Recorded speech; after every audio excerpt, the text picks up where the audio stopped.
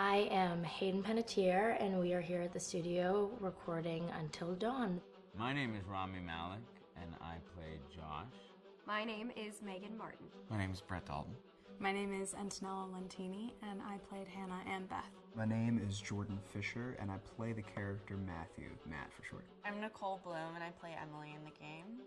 My name is Noah Fleiss. I am Galadriel Steinman, and I play Ashley.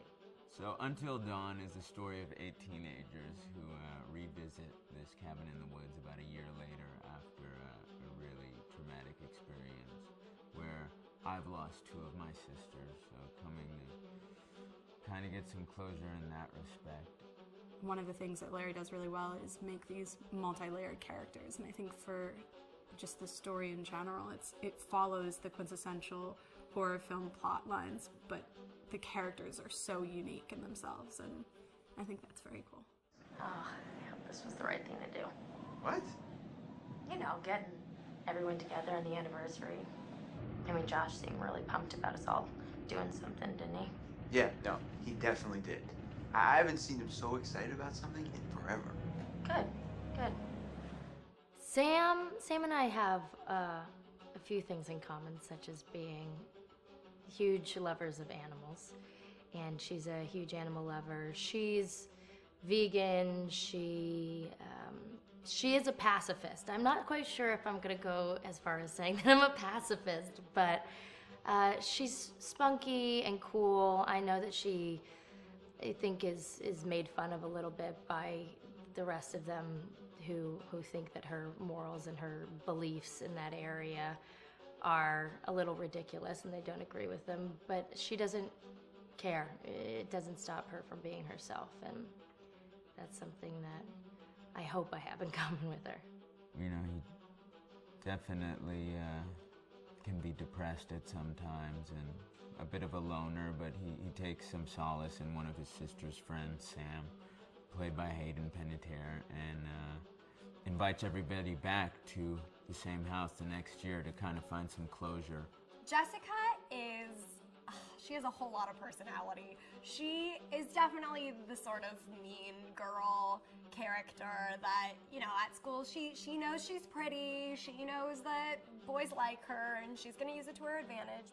He's got a big heart, and you can tell that that's very evident, especially how he treats his girlfriend, Emily, and, you know, he's kind of a meathead, but in the best way possible. She really knows what she wants, and she manages to get that from whomever it is, whether it be Matt or Mike. You know, she's really driven, and I can definitely relate to that.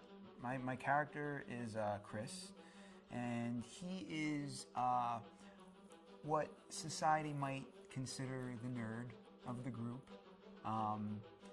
and he kind of embraces it. Ashley she's a little more serious than some of the other girls. She's definitely very intelligent and thoughtful. She kind of looks at the whole big picture of things. She's not quite as geeky as Chris, but they connect in a lot of ways. Mike is like big guy on campus. He's the class president who has some charm and has a brain, and I don't know, people seem to like Mike. He gets away with a lot, though. He can be kind of jerky. The fact that he really just kind of wants everyone to be happy. I mean, he's a people pleaser, and I can definitely attest to being, you know, that guy. I'm always the friend that wants everybody to be happy and wants everybody to be taken care of, and that's definitely Matt. But also, like, this character is just so fun. I rarely get to play the bitch, and so it was really fun to do that. The spirit of things, seriously, what's wrong with you? I'm just trying to lighten the mood, Em. Don't be like that. Like what? The way you're being. You always get like this. I just think this is just the coolest thing to be a part of, and I just think it's going to take the world by storm. I really do. I think this genre is the wave of the future, and I think that once people see the potential behind it, of getting to interact with the drama that you're witnessing unfold in such a realistic way, that this is how entertainment's going to be from now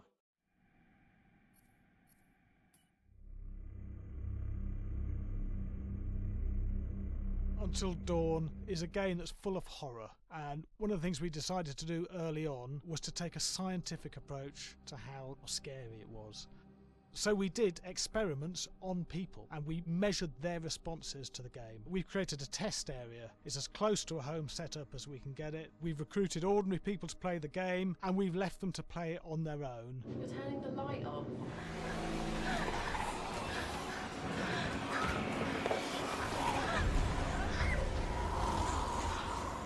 The only difference is it's rigged with cameras and microphones that relay the data through to the next room where people are watching them play. Bracelet here we use for biometric testing. It measures the player's emotional response. It's called a galvanic response sensor. It makes contact with the user's skin and it measures the electrical conductivity across their skin. It's the same principle as an old-fashioned lie detector. When you're stressed, you sweat a little, very sensitive, and picks up tiny changes if the player is feeling anxious or scared. That data's fed back to a testing team, it comes through as a graph. I'm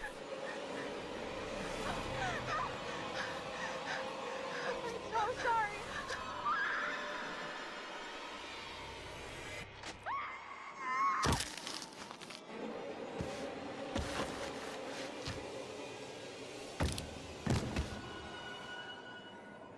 There's no point testing one or two people, you have to test a lot of people. And what's your step?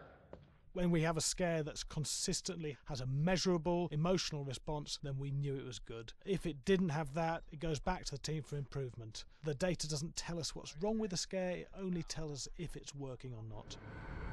Wait, okay, so you hear that too, right? Josh. Here we have a chapter relatively early in the game. Weirdly regular. Nothing regular about it. We have to create tension and anxiety in the player so they are ready to receive the scare.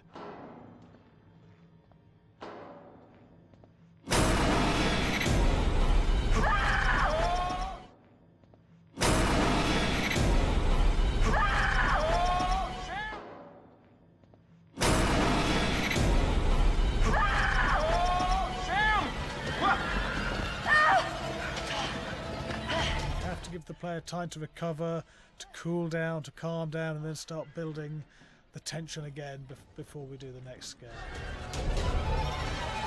Hey. What? Hey. What the hell? Ooh, you just got mugged.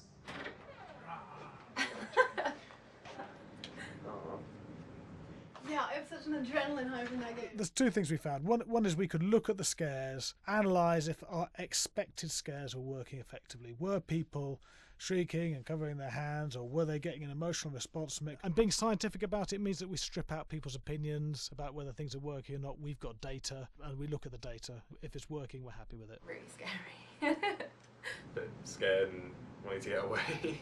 I actually be maybe a bit scared to play on my own, but in a room with the lights on, yeah, with some other people as well, yeah, maybe. But because I'm a scaredy cat, I would play with someone in the room. And the lights on. It was one of the scariest games I've played in a long while.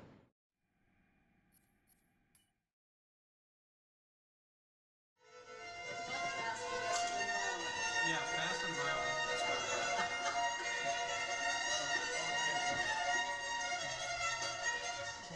All right, from the top.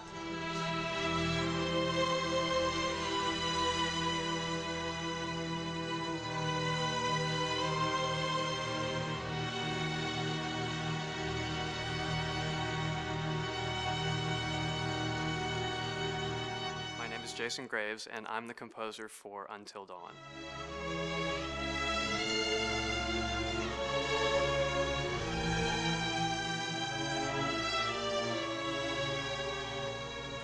I've been involved with Until Dawn for about a year now.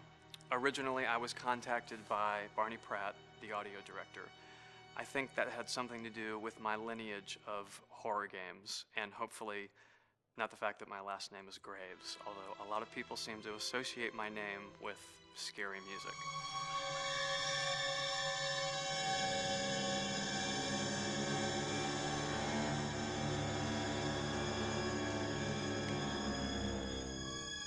One of the things that was really exciting about working with Barney and the team at Supermassive is they really wanted something unique for the music. They wanted the music to stand out and be a character on its own in the game.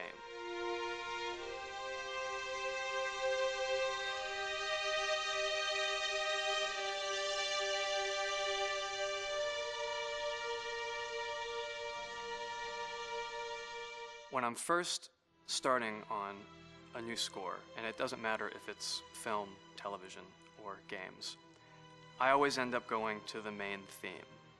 Sometimes the developer or producer isn't even necessarily interested in the main theme at the beginning. I just want to do it for myself, because for me, the main theme is the identity of the game. It establishes the mood, the atmosphere, and the character of the music, and how it's going to be playing in the background. And that's what we did with Until Dawn. That was actually my demo pitch to Supermassive Games. I put a main theme together, recorded all the instruments at my studio, and sent it to them. And they liked it. We actually ended up recording that exact theme, all the instruments and everything, live here at Ocean Way probably 9 months ago. And that's what we've been using in all the demos for the game, and that's the final version of the theme that is the main theme that you'll hear on the menus and in some key pieces of gameplay.